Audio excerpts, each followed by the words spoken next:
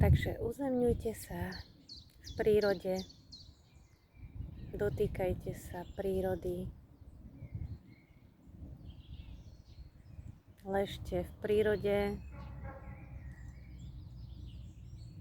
cíťte ju, uzemňujte sa v nej, zlaďujte sa s jej energiou. Príroda vám bude vďačná za váš láskavý a šetrný prístup a my budeme prírode vďační za jej liečenie a harmonizáciu našej bytosti a liečenie našeho tela a liečenie našej mysle a potešovanie našej duše.